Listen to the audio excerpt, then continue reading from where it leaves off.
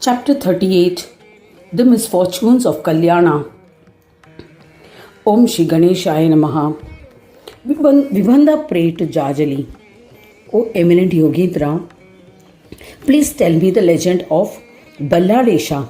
How did Ganesh incarnate as the auspicious Ballad who installed his idol in the kshetra of Palli?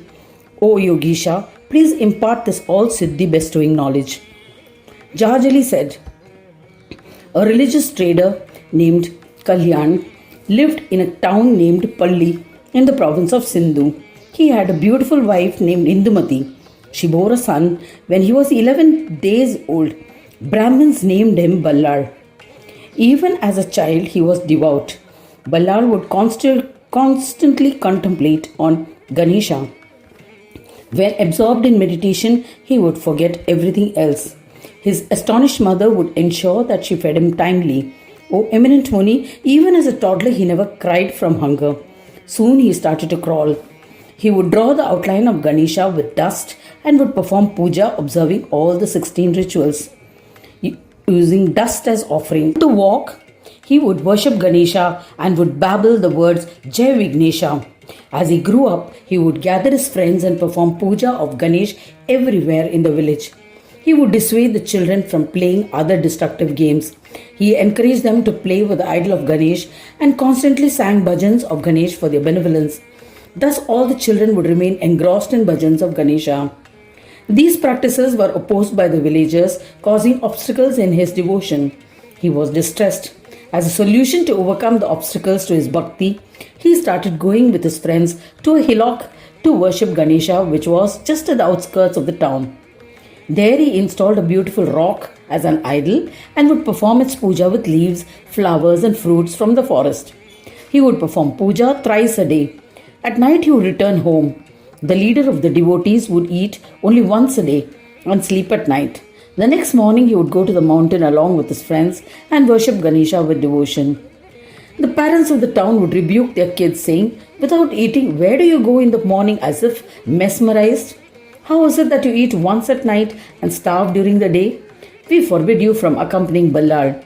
Despite facing the wrath of their parents, the children continued to go to the forest. They would accompany Ballard, compose bhajans and sing them to their heart's content. The enraged parents, undeterred by the status of the prestigious Kalyan, approached him. They said, O Lord, your son Ballard has instigated our children to accompany him to the forest daily. Starving the whole day, they return home at night. Our children are losing their health due to your mischievous son. If this continues, they will soon die. Please discipline your son. We tried reasoning with the children. We even bait them, but they are drawn to your son and not heed to your wishes. Listening to this, Kalyan was enraged. Taking leave from the parents, Kalyan, filled with wrath, rushed to the forest, carrying a stick to teach his son a lesson. He saw the children. Using grass and sticks, they had erected a temple. They had used colored soil to decorate it. They had installed an idol and were worshipping it. Some were performing circumambulation. Some were engaged in singing praise. Some kids were meditating. Some were performing penance, while others were reading the Purana. As per their liking, the devotees were engaged in worship. His son Ballard was seated deep in meditation in front of the idol. He mercilessly shattered the temple with a stick. The frightened children fled. Ballard was unmoved and continued meditation. His father caught him and beat him mercilessly like Yama. O Brahmin, he bled profusely.